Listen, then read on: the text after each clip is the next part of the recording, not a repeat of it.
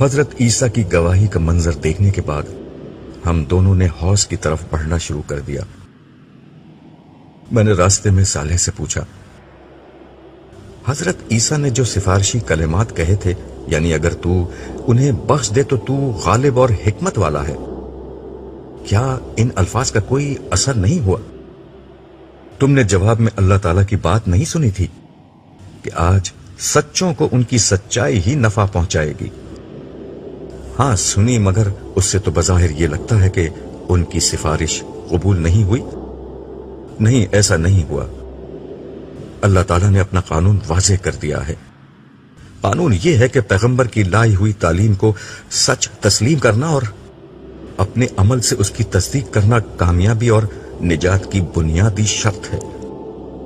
اللہ تعالیٰ کی بات کا مطلب یہ تھا کہ جس کسی نے یہ بنیادی شرط پوری کر دی، اس کے ساتھ اللہ تعالیٰ اب درگزر کا معاملہ کریں گے۔ یعنی جو غلطیاں ایسے لوگوں سے ہوتی رہیں اور انہوں نے ان پر توبہ اور اصلاح نہیں کی، ان پر اللہ تعالیٰ اپنی رحمت سے گرفت نہیں کر رہے۔ ہر نبی اپنی امت کی اسی طرح دبے لفظوں میں سفارش کر رہا ہے اور کرے گا، مگر اس کے نتیجے میں سرے دست صرف اتنی ہی رعایت مل رہی ہے۔ اس وقت کوتاہیاں معاف ہو رہی ہیں، جرائم نہیں، اور یہ کوتاہیاں جنہیں معمولی سمجھ کر توبہ نہیں کی گئی تھی، بہرحال اسی طرح کی خواری کا سبب بنی ہے جو تمہاری بیٹی لیلا کو اٹھانی پڑی تھی۔ باقی جن لوگوں نے ہمہ وقت ایمان و عمل صالح اور توبہ اور اصلاح کا مستقل رویہ اختیار کیے رکھا، وہ تو اول وقت ہی سے عافیت میں ہیں، اور جن لوگوں نے مستقل نافرمانی اور بڑے گناہوں کی راہ اختیار کی، وہ اس وقت بدترین سختی کا شکار ہیں۔ یہ گفتگو کرتے ہوئے ہم ایک ایسی جگہ آ گئے جہاں فرشتے لوگوں کو آگے بڑھنے سے روک رہے تھے۔ صالح میرا ہاتھ تھامے ان کے قریب چلا گیا۔ اسے دیکھتے ہی فرشتوں نے راستہ چھوڑ دیا۔ ہم ذرا دور چلے تو ایک جھیل سی نظر آنے لگی۔ اسے دیکھتے ہی صالح بولا، یہی حوض کوثر ہے۔ میں نے کہا، مگر یہاں رسول اللہ صلی اللہ علیہ وسلم تو نہیں؟ وہ آگے کی طرف ہیں، ہم دوسری سمت سے داخل ہوئے ہیں۔ میں تمہیں اس کا تفصیلی مشاہدہ کرانا چاہ رہا تھا، اسی لیے یہاں سے لایا ہوں۔ صالح کی بات پر میں نے غور کیا تو معلوم ہوا کہ یہ عام معنوں میں کوئی حوض نہیں ہے۔ میں نے قدرے تعجب کے ساتھ صالح سے کہا، یار یہ تو جھیل بلکہ شاید سمندر جتنا بڑا ہے، جس کا دوسرا کنارہ مجھے نظر ہی نہیں آتا۔ ہاں یہ ایسا ہی ہے، تم دیکھ نہیں رہے کتنے سارے لوگ اس کے کنارے کھڑے پانی پی رہے ہیں؟ اگر کوئی چھوٹا موٹا حوض ہو تو فوراً ہی خالی ہو جائے گا۔ اس نے ٹھیک کہا تھا، یہاں ہر جگہ بہت سارے لوگ موجود تھے۔ ویسے پچھلی دنیا میں بھی رسول اللہ صلی اللہ علیہ وسلم کے ارشادات سے مجھے اندازہ تھا کہ یہ عام سا حوض نہیں ہوگا، بلکہ کوئی سمندر ہوگا۔ بلکہ حضور کے ارشادات سے مجھے خیال ہوتا ہے یہ وہی جگہ ہے جہاں پچھلی دنیا میں عرب و افریقہ کو جدا کرنے والا بحر احمر یعنی ریڈ سی بہتا تھا۔ میں نے اپنے اس اندازے کا اظہار صالح سے کیا تو وہ بولا، بڑی حد تک یہ اندازہ ٹھیک ہے۔ زمین پھیل کر گرچہ بہت بڑی ہو چکی ہے، مگر یہ کم و بیش وہی جگہ ہے۔ اس کا مطلب ہے کہ میدان حشر سرزمین عرب میں برپا ہو رہا ہے۔ ہاں تمہارے اندازے ٹھیک ہیں۔ میں خاموشی سے سوچنے لگا، کیسا وقت تھا وہ جب دنیا آباد تھی، لوگ اس وقت دنیا کے ہنگاموں میں گم تھے۔ کاش انہیں اندازہ ہو جاتا کہ اصل دنیا تو موت کے بعد شروع ہونے والی ہے۔ اللہ تعالیٰ نے اپنے انبیاءوں کو بھیج کر پچھلی دنیا میں طرح طرح سے لوگوں کو سمجھایا، مگر لوگ مان کر ہی نہیں دیے۔ پھر اللہ نے ان انبیاء میں سے کچھ کو منصب رسالت پر فائز کر دیا۔ یہ رسول نہ صرف لوگوں کو صحیح راستے کی طرف بلاتے، بلکہ اس سے ایک قدم آگے بڑھ کر لوگوں کو متنبع کر دیتے کہ ان کی بات نہیں مانی گئی تو اللہ تعالیٰ قیامت سے قبل ہی اس قوم پر اپنا عذاب بھیج دے گا، جس سے صرف ماننے والے بچائے جائیں گے۔ چنانچہ قوم نوح، عاد، سمود، قوم لوط، قوم شعیب آل فرعون اور خود قریش مکہ کے ساتھ یہی ہوا۔ ان اقوام کے رسولوں نے انہیں اللہ کے عذاب سے ڈرایا، مگر جب وہ نہ مانے تو قیامت سے قبل ہی دنیا میں انہیں عذاب دیا گیا۔ قوم سمود اور قوم شعیب کو ایک کڑک سے، قوم لوط کو پتھر والی ہوا سے، اور کفار مکہ کو مومنوں کی تلواروں سے ختم کیا گیا، اور اہل ایمان کو بچا کر زمین کا اقتدار انہیں دے دیا گیا۔ اور کسے معلوم نہیں تھا کہ صحابہ کرام کو کس طرح چند برسوں میں دنیا کا حکمران بنا دیا گیا۔ یوں سزا و جزا کا ایک دنیاوی نمونہ اس طرح قائم کیا گیا کہ کوئی شخص بھی اس کا انکار کرنے کی طاقت نہیں رکھتا۔ پھر بھی لوگوں نے اس دن کی تیاری نہیں کی۔ سب سے بڑھ کر اسی مڈل ایسٹ کے علاقے میں جہاں آج حشر برپا ہے، 4000 برس تک آل ابراہیم کی شکل میں ایک قوم کے ساتھ مستقل سزا و جزا کا معاملہ کیا گیا۔ اولاد ابراہیم کی 2 شاخوں یعنی بنی اسماعیل اور بنی اسرائیل کے ساتھ اللہ کا قانون یہ رہا کہ اگر وہ فرما برداری کرتے تو خدا کی رحمت انہیں دنیا میں نوازتی، اور نافرمانی کرتے تو دنیا میں قومی حیثیت میں سزا پاتے۔ بنی اسرائیل کو اپنی تاریخ میں اپنے جرائم کی پاداش میں 2 دفعہ عظیم تباہیوں کا سامنا بطور سزا کرنا پڑا۔ ایک دفعہ عراق کے بادشاہ بخت نصر کے ہاتھوں اور دوسری دفعہ رومی جنرل ٹائٹس کے ہاتھوں ان پر تباہی نازل کی گئی۔ اسی طرح امت مسلمہ کو بھی ان کے جرائم کی بنا پر 2 دفعہ بڑے پیمانے پر سزا دی گئی، ایک دفعہ تاتاریوں کے ہاتھوں اور دوسری دفعہ یورپی اقوام کے ہاتھوں انہیں تباہی اور غلامی کی ذلت کا سامنا کرنا پڑا۔ اس سزا کے ساتھ جب کبھی وہ توبہ اور رجوع کرتے تو ان پر حکومت و انعامات کے دروازے کھل جاتے۔ اس کی ایک مثال وہ تھی جب تاتاریوں کے ہاتھوں مکمل تباہی کے بعد مسلمانوں نے ان تک اسلام کا پیغام پہنچایا تو تھوڑے ہی عرصے میں برباد شدہ مسلمان دوبارہ دنیا کی عظیم سپر پاور بن گئے۔ مگر افسوس کہ لوگوں نے سزا و جزا کے اس کھلے ہوئے معاملے کو دیکھ کر بھی قیامت کی سزا و جزا کی حقانیت کو سنجیدگی سے نہیں لیا۔ بے اختیار میرے منہ سے ایک ٹھنڈی آہ نکلی اور میں نے کہا، میرے رب تو نے سمجھانے میں کوئی کسر نہیں چھوڑی، مگر انسان بڑی ہی ڈھیٹ مخلوق تھا، اسی لیے اسے آج کا یہ تلخ دن دیکھنا پڑ رہا ہے۔ صالح نے میرا جملہ سن کر لمحہ بھر کے لیے مجھے دیکھا اور بولا، نہیں، ہر انسان ایسا نہیں تھا۔ دیکھ لو تمہارے ارد گرد حوض کوثر پر کتنے سارے لوگ ہیں۔ میں نے اس بات میں سر ہلایا مگر کچھ بولا نہیں۔ وجہ صاف ظاہر تھی، صالح یہاں موجود لوگوں کو دیکھ رہا تھا اور میں باہر حشر میں موجود لوگوں کے خیال میں تھا، جن میں میرا اپنا بیٹا جمشید بھی شامل تھا۔ میں میدان حشر میں اس کی تلاش میں لوٹا تھا، مگر حضرت عیسیٰ کی گواہی کا منظر دیکھ کر میرا حوصلہ جواب دے چکا تھا، اس لیے سرے دست اس کا معاملہ میں نے خدا پر چھوڑنے کا فیصلہ کیا۔ ہم آگے بڑھ رہے تھے، ایک جگہ پہنچ کر صالح نے مجھ سے کہا، چلو اب کوثر کے VIP لاؤنج میں چلتے ہیں۔ میں نے اس کی بات پر کوئی تبصرہ نہیں کیا، مگر مجھے اندازہ تھا کہ صالح کیا کہہ رہا ہے، تاہم اس نے اپنی بات کی وضاحت خود ہی کر دی۔ آخرت کی کامیابی حاصل کرنے والوں کے 2 درجات ہیں، ایک وہ جنہوں نے دین کو فرائض و واجبات کے درجے میں اختیار کیا، بندوں اور خالق کے حقوق ادا کیے اور خدا کے ہر حکم کی پابندی کی، یہی لوگ جنت کی کامیابی حاصل کرنے والے ہیں۔ ان میں سے کچھ لوگ وہ تھے جنہوں نے فرائض سے بڑھ کر قربانی کے مقام پر دین کو اختیار کیا، بدترین حالات اور مشکل ترین مواقع پر صبر و استقامت کا ثبوت دیا، نیکی اور خیر کے ہر کام میں سبقت اختیار کی، ہر حال میں حق کو اختیار کیا اور اس کے لیے ہر قیمت دی، خدا کے دین کی نصرت، اس کی نفل عبادات، اس کے بندوں پر خرچ اور ان کی خدمت کو اپنی زندگی بنا لیا۔ یہی وہ لوگ ہیں جو آج آخرت کے دن VIPs میں شامل کیے جائیں گے۔ ان کی نعمتیں، ان کے درجات، خدا سے ان کا قرب اور ان کا مقام و مرتبہ ہر چیز عام جنتیوں سے کہیں زیادہ ہے۔ یہ ایسا ہی ہے جیسے دنیا میں ہر معاشرے میں ایک عوام الناس کی کلاس ہوتی ہے اور ایک اشرافیہ یعنی ایلیٹ اور ہائی جنٹری ہوا کرتی تھی۔ آج قیامت کے دن یہی ہو رہا تھا۔ کامیاب عوام الناس کو میدان حشر کی سختی سے بچا کر حوض کوثر کے پرفضا علاقے میں ٹھہرایا گیا ہے، اور جنت میں بھی انہیں اچھی جگہ ملے گی۔ ظاہر ہے کہ یہ بہت بڑی کامیابی ہے، مگر اس سے بھی بلند ایک درجہ خدا کے مقربین کے لیے ہے۔ یہ اہل جنت کا اعلیٰ درجہ ہے۔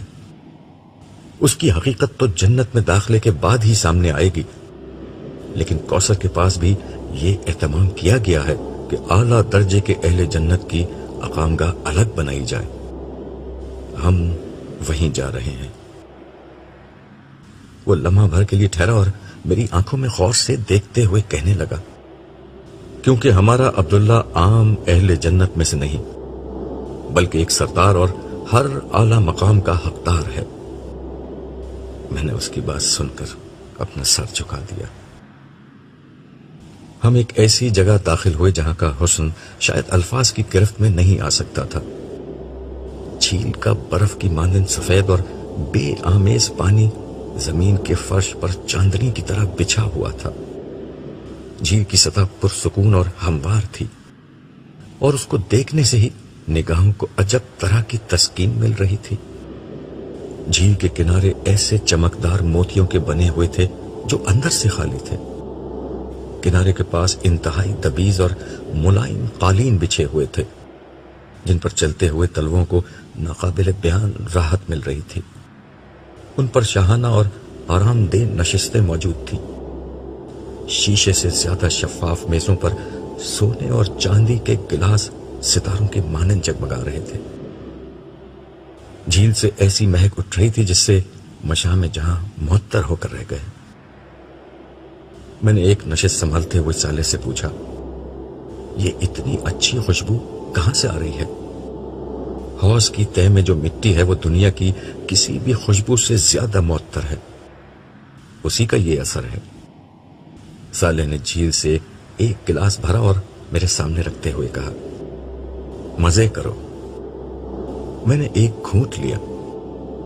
دنیا میں نے اس کی صرف تشبیہات سنی تھی، دودھ، شہد وغیرہ، مگر یہ ان سب سے کہیں زیادہ بہتر مشروب تھا۔ گرچہ میں پہلے بھی جام کوثر پی چکا تھا، مگر اس ماحول میں پینے کا مزہ ہی کچھ اور تھا۔ باہر میشر میں سخت اور چل چلاتی دھوپ تھی، مگر یہاں شام کے جھٹپٹے کا منظر تھا۔ ٹھنڈی خنک اور سبک ہوا چل رہی تھی، بالکل سورج ڈوبنے سے پہلے کا سما محسوس ہوتا تھا۔ سفید آسمان پر شفق کسی لالی چھائی ہوئی تھی۔ یہ شفق کہیں گہری سرخ تھی، کہیں نارنجی اور کہیں زرد۔ آسمان کے یہ رنگ جھیل کے سفید پانی پر اپنا عکس یوں پھیلائے ہوئے تھے کہ گویا کوئی گوری چٹھی دوشیزہ سر پر رنگ برنگا دوپٹہ پھیلائے ہوئے ہو۔ بلا شبہ یہ ایک انتہائی دلکش اور خوبصورت منظر تھا۔ میں نے ارد گرد نظر ڈالی۔ مجھے یہ بالکل کسی پکنک پوائنٹ کا منظر لگ رہا تھا۔ لوگ ٹولیوں میں تنہا تنہا اور اپنے اہل خانہ کے ہمراہ اس جھیل یا حوض کے کنارے کھڑے اور بیٹھے اور آپس میں خوش گپیاں کر رہے تھے۔ سب لوگ بے حد خوش اور مسرور نظر آتے تھے۔ ان کے چہروں پر پھیلا سکون اور اطمینان یہ بتانے کے لیے کافی تھا کہ ان لوگوں نے پالا مار لیا ہے۔ یہ موت، دکھ، بیماری، غم اور تکلیف کے ہر امکان سے دامن چھڑا کر ابدی اور سچی خوشی کے سامنے آ کھڑے ہوئے تھے۔ ختم نہ ہونے والی کامیابی، مان نہ پڑنے والی خوشی، کم نہ ہونے والی لذتیں، فنا نہ ہونے والی زندگی اور واپس نہ لی جانے والی آسائشیں آج ان کے قدموں میں تھی۔ کتنی کم محنت کر کے کتنا زیادہ صلہ ان لوگوں نے پا لیا تھا۔ اس کامیابی کا جشن مناتے ہوئے ان کے قہقہوں کی آوازیں دور دور تک سنی جا رہی تھیں۔ ان کے چہروں کی مسکراہٹیں ہر طرف بہار بن کر چھا رہی تھیں۔ انہیں دیکھ کر مجھے اپنے بیوی بچوں کا خیال آیا۔ صالح نے میرا خیال میرے چہرے پر پڑھ لیا اور بولا، آؤ چلو لگے ہاتھوں تمہیں تمہارے گھر والوں سے بھی ملوا دیتے ہیں، انہیں بھی یہیں بلوا لیا گیا ہے۔ مجھے سب سے پہلے لیلا نے دیکھا۔ وہ باقی گھر والوں کے ساتھ حوض کے کنارے ایک نشست پر بیٹھی تھی، مگر شاید اس کی متلاشی نگاہیں مجھے ہی ڈھونڈ رہی تھیں۔ اس نے مجھے دور سے دیکھ لیا تھا۔ وہ نشست سے اٹھی اور دوڑتی ہوئی میرے پاس آئی اور مجھ سے لپٹ گئی۔ وہ کچھ بول نہیں رہی تھی، بس روئے جا رہی تھی۔ میں دیر تک اس کا کندھا تھپکتا رہا، پھر میں نے اسے خود سے جدا کیا اور اس کی شکل دیکھنے لگا۔ میں نے آخری دفعہ جب اسے میدان حشر میں دیکھا تھا تو وہ وہاں بہت بدحال تھی، مگر اب میری بیٹی پریوں کی مانند حسین لگ رہی تھی۔ اسے یوں دیکھ کر میں نے بے اختیار اللہ تعالیٰ کی اس رحمت کا شکر ادا کیا جس کی بنا پر آج وہ مجھ سے آ ملی تھی۔ میں نے اس سے کہا، لیلا، مصیبت اور تکلیف کے دن ختم، اب خوشی اور راحت ہمیشہ تمہارا مقدر رہے گی۔ اتنے میں باقی لوگ بھی میرے پاس آ چکے تھے۔ میری دیگر دو بیٹیاں عارفہ اور عالیہ دونوں ہمیشہ کی طرح خوبصورت لگ رہی تھیں، جبکہ میرا چھوٹا بیٹا انور اپنی ماں کا ہاتھ پکڑے کھڑا تھا۔ میں نے سارے بچوں کو گلے لگایا، پھر ان سے کہنے لگا، میرے بچوں، مجھے تم پر فخر ہے۔ تم نے دنیا کی رنگینیوں کے اوپر اپنے رب کے وعدوں کو ترجیح دی۔ تم نے حقیر دنیا کے عارضی فائدوں کو چھوڑ کر ہمیشہ کی زندگی کا انتخاب کر لیا۔ آج تمہاری ابدی کامیابی کا دن ہے۔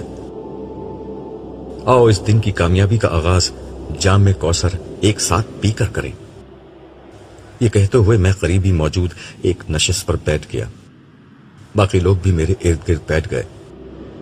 میں نے بیٹھتے ہی لیلا سے کہا، بیٹا میں تمہاری روداد سننا چاہتا ہوں، مگر پہلے انور، عالیہ، عارفہ، تم بتاؤ، تم لوگ خیریت سے اپنی ماں تک پہنچ گئے تھے؟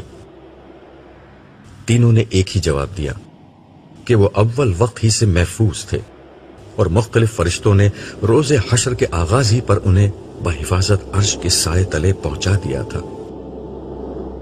ان کے بعد لیلا بولی، ابو میں نے بہت مشکل وقت دیکھا ہے۔ میں سور کی آواز سن کر جب قبر سے نکلی تو عجیب وحشت کا عالم تھا۔ سب لوگ ایک ہی سمت بھاگے جا رہے تھے۔ اس وقت کسی کے جسم پر بھی کپڑے نہیں تھے، مگر خوف، دہشت اور پریشانی کا عالم یہ تھا کہ کوئی کسی کو نہ دیکھ رہا تھا اور نہ کسی کو اپنی بے حجابی کی پرواہ تھی۔ میں نے آپ سب لوگوں کو بہت تلاش کیا، مگر آپ لوگوں کا کوئی اتا پتہ نہ تھا۔ لاچار ہو کر میں بھی اسی سمت دوڑنے لگی جس سمت سب لوگ بھاگے جا رہے تھے۔ خبر نہیں اس حال میں مجھے چلتے چلتے کتنا وقت گزر گیا۔ لگتا تھا کہ ہر کسی کو ایک منزل پر پہنچنے کا جنون سوار ہے۔ لوگ دہشت زدہ تھے، پریشان تھے، مگر مجبور تھے کہ ایک ہی سمت بھاگتے چلے جائیں۔ میں نے اس کی بات کاٹ کر کہا، یہ سور اسرافیل کا اثر تھا کہ ہر شخص میدان حشر کی طرف دوڑنے پر خود کو مجبور پاتا تھا۔ لوگ دنیا کے کسی حصے میں بھی تھے، مگر سب کا رخ ایک ہی سمت کر دیا گیا تھا۔ جی ہاں ابو، آپ ٹھیک کہہ رہے ہیں، سب لوگ ایک ہی سمت میں جا رہے تھے۔ چلتے چلتے میرے پاؤں میں چھالے پڑ گئے، ان سے خون نکلنے لگا۔ تھکن سے جسم ٹوٹ رہا تھا، مگر اندر کوئی چیز تھی جو رکنے نہیں دیتی تھی۔ پیاس کے مارے حالت خراب تھی، مگر پانی کا قطرہ تک کہیں نہیں ملا۔ بلا کی گرمی تھی، مگر کہیں کوئی درخت اور سایہ نہ تھا۔ ابو سارے راستے سوائے چٹیل میدان کے کچھ نہیں ملا۔ پہاڑ، دریا، سمندر، درخت، کھائی، غرس، نہ کوئی نشیب تھا نہ فراز۔ کیا بتاؤں کیسا اذیت ناک سفر تھا۔ دنیا ہوتی تو میں تھک کر گر جاتی، مر جاتی، مگر یہاں تو نہ گرنا نصیب میں تھا نہ مرنا۔ ناچار دوڑتی رہی۔ پھر کیا ہوا؟ انور نے تعصف آمیز لہجے میں دریافت کیا۔ اسی طرح چلتے چلتے نہ جانے کتنے عرصے میں میدان حشر تک آ پہنچی۔ مگر یہاں ایک دوسری مصیبت انتظار کر رہی تھی۔ ہر جگہ عجیب خوفناک فرشتے گھوم رہے تھے۔ ان کی شکل دیکھ کر ہی ڈر لگ رہا تھا۔ میرے ساتھ تو انہوں نے کچھ نہیں کیا، مگر دوسروں کو وہ بے دردی سے مار رہے تھے۔ مگر مار پیٹ کا یہ منظر دیکھ کر ہی میری جان نکلی جا رہی تھی۔ آسماں تمہیں کہاں ملی؟ میں نے دریافت کیا۔ وہ بھی میدان حشر میں مجھے ایک جگہ روتی پلکتی مل گئی۔ ابو وہ بڑے ناز و نعم میں پلی ہوئی لڑکی تھی۔ اس کی حالت دیکھ کر تو میں اپنی پریشانی بھول گئی۔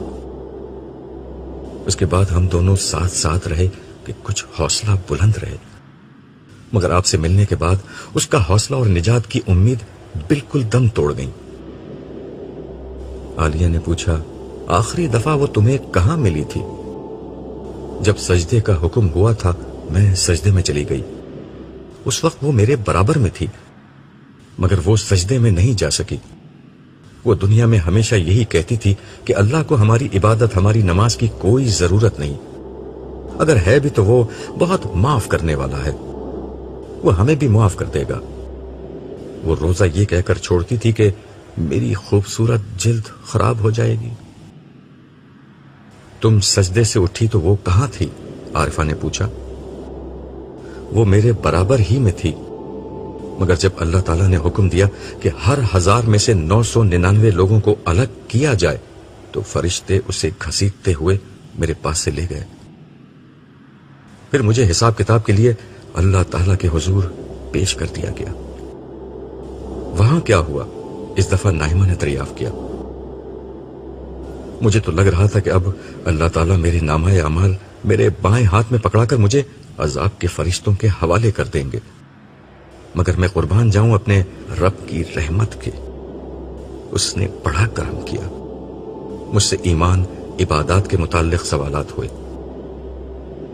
میں نے بتا دیا کہ میں ہر بات پر ایمان رکھتی تھی اور ساری عبادات بھی کرتی تھی۔ ہر موٹے موٹے اخلاقی معاملات، صلہ رحمی اور حقوق العباد کا سوال ہوا، میں نے ان کا جواب بھی دے دیا۔ اس کے بعد مجھے یہ اندیشہ ہوا کہ اللہ تعالیٰ عام زندگی میں کی جانے والی نافرمانی اور گناہوں سے متعلق متعین سوال نہ کر لیں، لیکن اس کے بعد انہوں نے مجھ سے کوئی سوال ہی نہیں کیا۔ اس پر میں نے کہا، لیلا بیٹا، اگر اللہ تعالیٰ تم سے اگلا سوال کر لیتے تو تم ماری جاتی۔ وہ جس کو معاف کرنے کا فیصلہ کر دیتے ہیں اس سے کوئی ایسا سوال نہیں کرتے جس کا جواب نفی میں آنا یقینی ہو۔ یہ کام صرف ان لوگوں کے ساتھ ہونا ہے جن کو پکڑنا مقصود ہوتا ہے۔ انہوں نے تم سے صرف وہ پوچھا جس کا صحیح جواب تمہارے نامہ اعمال میں موجود تھا، باقی تمہارے گناہ گرچہ نامہ اعمال میں موجود تھے مگر انہوں نے جان بوجھ کر نظر انداز کر دیے۔ ہاں ابو، انہوں نے ایک بات مجھ سے آخر میں کہی تھی، وہ یہ کہ تم عبداللہ کی بیٹی ہو، تمہیں تو اس کے ساتھ ہی ہونا چاہیے۔ اس کے بعد انہوں نے فرشتوں سے کہا کہ اس کا نامہ اعمال دائیں ہاتھ میں دے کر اس کو اس کے گھر والوں کے پاس بھیج دو۔ اس وقت میری خوشی کا جو عالم تھا میں اسے بیان نہیں کر سکتی۔ صالح جو میرے برابر ہی میں بیٹھا تھا اس کی بات سن کر کہنے لگا، تمہاری بخشش عبداللہ کی وجہ سے نہیں ہوئی ہے، البتہ تمہارے درجات تمہارے والد کی وجہ سے بلند ہو گئے ہیں۔ تم اس وقت حوض کوثر کے VIP لاؤنج میں بیٹھی ہو۔ جانتی ہو تم پر اور تمہارے بھائی بہنوں اور والدہ پر یہ مہربانی صرف تمہارے باپ عبداللہ کی وجہ سے ہے۔ یہ اللہ تعالیٰ کی خصوصی عنایت ہے کہ کامیاب لوگوں میں سے جس شخص کا درجہ سب سے بلند ہوگا اس کے قریبی اعضاء کو اللہ تعالیٰ اس کے ساتھ جمع کر دیں گے۔ اس پر عالیہ نے کہا، جب بھی ہم بھائی بہنوں کے خاندانوں کے کسی فرد کو یہاں آنے کی اجازت نہیں ملی، صرف ہم بہن بھائیوں اور امی کو فرشتوں نے یہاں آنے دیا ہے، باقی لوگ بھی یہاں ہیں مگر انہیں پیچھے ٹھہرایا گیا ہے۔ یہ سن کر نائمہ کے چہرے پر کرب کے گہرے آثار طاری ہو گئے۔ اس کے اندر کی ماں بولی سوائے جمشید کے۔ یہ بات سن کر ایک خاموشی چھا گئی۔ آخر انور نے خاموشی کے اس پردے کو یہ کہہ کر توڑا، ابو، مجھے تو آپ کے استاد فرحان صاحب کی اس تحریر نے بچا لیا جو میں نے آپ سے اکثر سنی تھی، اس تحریر کو میں نے اپنی زندگی بنا لیا تھا۔ عارفہ بولی، بھائی وہ تحریر کیا تھی؟ ہمیں بھی سناؤ۔ انور نے آنکھیں بند کی اور بولنے لگا، ہمارے دور کے مصلحین لوگوں کے اندر سے ترقی کی اس فطری خواہش کو ختم کرنا چاہتے ہیں، جبکہ خدا ایسا نہیں کرتا۔ وہ یہ چاہتا ہے کہ اس کی خواہش کا رخ دنیا کے بجائے آخرت کی طرف مڑ جائے۔ دنیا کی اشرافیہ اور اہل ثروت گروہ میں شامل ہونے کے بجائے لوگوں میں یہ خواہش پیدا ہو جائے کہ وہ خدا کے مقربین اور جنت کی اشرافیہ میں شامل ہوں۔ آپ پورے قرآن کی دعوت پڑھ لیں، وہ اس کے سوا انسان میں کوئی ذہن پیدا نہیں کرنا چاہتا۔ قرآن کے اولین مخاطبین صحابہ کرام اسی ذہن کے حامل ہستیاں تھیں۔ ابو بکر و عمر کا انفاق، عبد الرحمن و عثمان کی سخاوت اور علی و ابو ذر کی سادگی آخرت پر اسی ایمان کے مختلف مظاہر تھے۔ آخرت پر ایمان آدمی میں جو تبدیلی لاتا ہے، اسے سمجھنے کے لیے قرآن کی اس آیت کو ملاحظہ فرمائیے۔ تم لوگوں کو جو کچھ بھی دیا گیا ہے وہ محض دنیا کی زندگی کا سامان اور اس کی زینت ہے، اور جو کچھ اللہ کے پاس ہے وہ اس سے بہتر اور باقی تر ہے۔ کیا تم لوگ عقل سے کام نہیں لیتے؟ بھلا وہ شخص جس سے ہم نے اچھا وعدہ کیا ہو اور وہ اسے پانے والا بھی ہو، کبھی اس شخص کی طرح ہو سکتا ہے جسے ہم نے صرف حیات دنیا کا سر و سامان دے دیا ہو، اور پھر وہ قیامت کے دن سزا کے لیے پیش کیا جانے والا ہو؟ القصص 60 تا 61۔ آپ اندازہ کریں، جس شخص کے دل میں صرف اس ایک آیت پر پکا یقین ہو، اس کی زندگی کس طرح گزرے گی۔ ایسا شخص مال کماتے وقت خدا کی اس نافرمانی کا خطرہ نہیں مول لے سکتا جس کا نتیجہ جہنم کی آگ ہے۔ اس کے مال کا بہترین مصرف اپنی ضروریات پوری کر کے آخرت کی ابدی اور زیادہ بہتر زندگی کی آزمائش و زیبائش ہوگی۔ وہ دنیا میں کسی بھی نعمت کے حصول کے لیے آخرت کو کبھی خطرے میں نہیں ڈالے گا۔ وہ دنیا کے گھر سے پہلے آخرت کے گھر کی فکر کرے گا، اور دنیا کی گاڑی سے پہلے آخرت کی سواری کی سوچے گا۔ اخلاق باختہ عورتوں کے اریاں اور نیم اریاں وجود پر نگاہ ڈالنے کی وقتی لذت کے لیے وہ ان حوروں سے محرومی گوارا نہیں کرے گا جن کا چاند چہرہ، حسن دلکش اور ابدی شباب کبھی نہیں ڈھلے گا۔ گھر والوں کی ضروریات اور خواہشات اسے کبھی کسی ایسے راستے پر نہیں لے جا سکتی جو آخرکار جہنم کی دہلیز تک جا پہنچتا ہو۔